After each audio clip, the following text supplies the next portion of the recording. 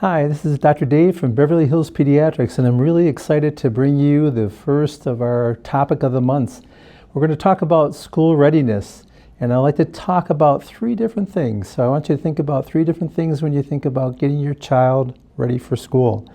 The first thing I want you to think about is the hardware. So those would be things like having your child's clothing. You want to make sure that they have all the clothing for school, right?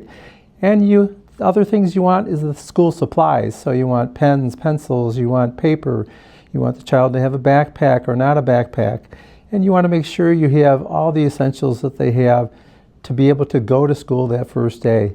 If they need boots, if they need shoes, if they need whatever it is, you want to get those all ready. Then I want you to think about the software. So the software, I think about things like transportation. So say your child is taking the bus for the first time. They need to know where to go, where they have to catch the bus. Maybe you're going to be driving them. Maybe they're going to be walking to the bus stop. But they're going to have to know where the bus stop is, what it looks like. And so it's a good idea to take them to it ahead of time and make sure they are familiar with it. And also make sure they are familiar with what to do if the bus doesn't show up. So that's important, although most parents will wait until the bus does show up.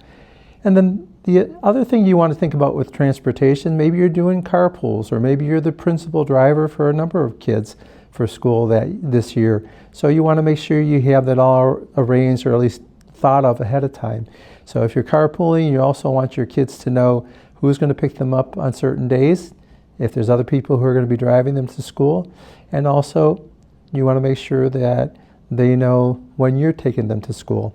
The next thing about the software I think about is, you want to know about and think about when to get up in the morning, school schedules. So in terms of morning schedules, your child needs to know what time they're going to have to get up in the morning and what time school starts for them in the morning. And I think it's important to let them know ahead of time. As you're preparing them to get up in the morning, you can't do sometimes the switches overnight. You might have been letting the child sleep till whatever time they get up in the morning, 9, 10 o'clock in the morning.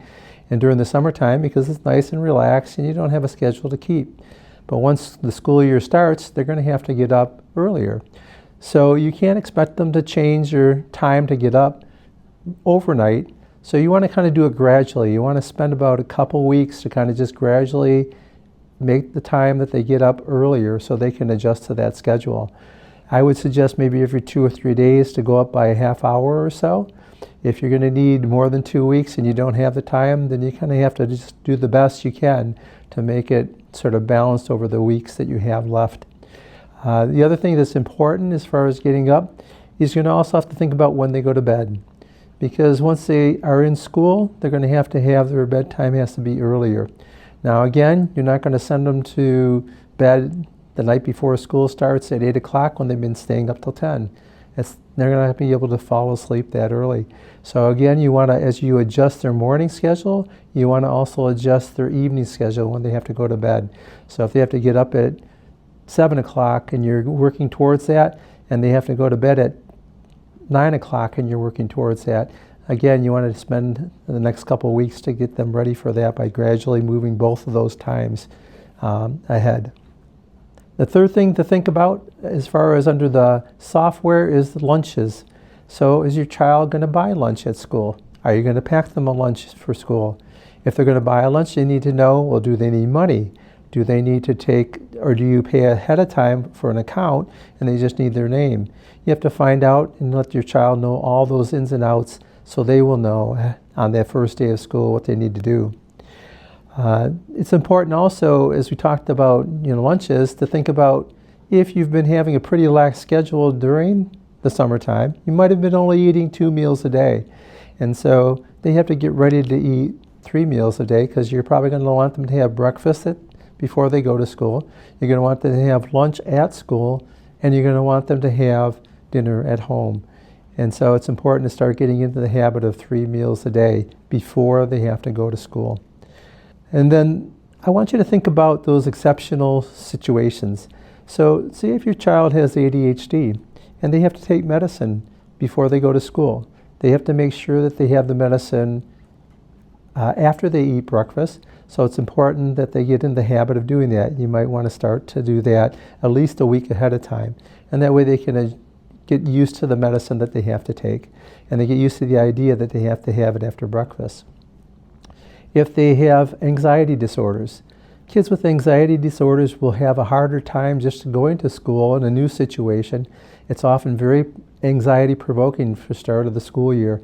So it would be helpful for them to go to the school and just get familiar with some of the surroundings at school, maybe what their classroom, where it's going to be, and maybe to meet the teachers. And I'd also suggest to even think about whether they know some of the people in their class. If they have some children that they know in their class already, that helps them to alleviate some of the anxiety if they maybe have a play date with one or two of their friends from school that are going to be in their class.